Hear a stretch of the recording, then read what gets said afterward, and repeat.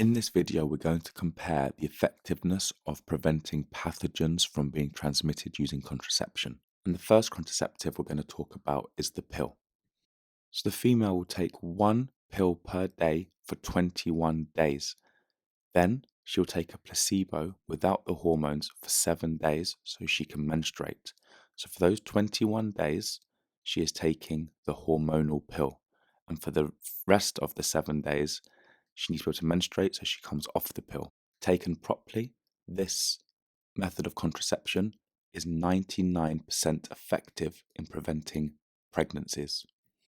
The pill will prevent a pregnancy. However, it does not prevent sexually transmitted infection transmission. It will not prevent you from getting or transmitting STIs because bodily fluids are still exchanged during sex. The male condom is a barrier method of contraception.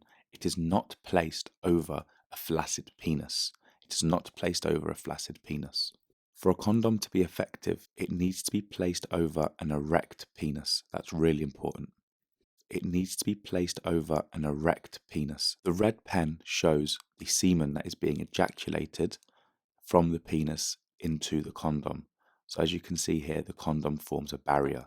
So when the man ejaculates, it forms a barrier. This prevents STI transmission because there is no exchange of bodily fluids, and it prevents pregnancy because the sperm does not enter the vagina and then uterus of the female. When a male and female have sex without a condom and the male ejaculates into the vagina, the sperm will then move towards the egg in the uterus and oviduct. This can lead to a pregnancy.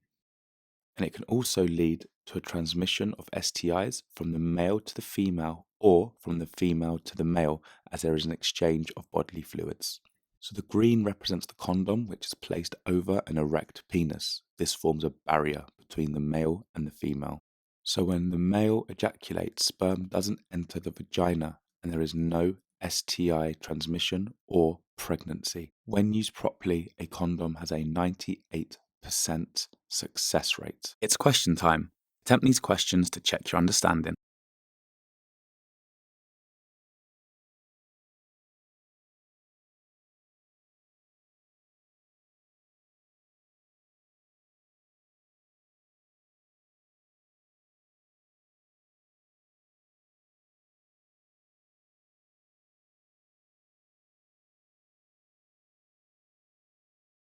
The cervix is tissue that separates the uterus from the vagina, and a diaphragm, also known as a cervical cap or a cap, is placed over the cervix, so it's a barrier method of contraception. So if a male and a female have sex without the male wearing a condom, the male, as seen here, can still ejaculate into the vagina. However, the sperm will not enter from the vagina into the uterus, so it prevents pregnancy. So remember, sperm stays in the vagina, so it cannot fertilize the egg.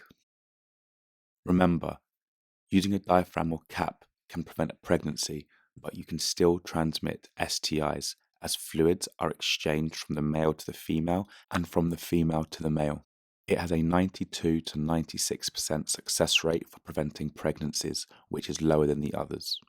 Spermicide kills sperm, so it can be placed on the condom or the diaphragm to increase its success rate because it will kill sperm. Spermicide has a 70 to 80% success rate if used alone. It is very low and should not be used by itself. You can place a spermicide over the penis or inside the condom. This will then kill the sperm that is ejaculated into the condom. This increases the success rate of using the condom. This is because sperm dies if spermicide is used in the condom. You can increase the success rate of using a diaphragm or cervical cap by covering it with spermicide. The spermicide again will kill the sperm that is ejaculated into the female and that touches the spermicide that covers the diaphragm or cap. So remember, the spermicide kills the ejaculated sperm cells. It's question time. Attempt these questions to check your understanding.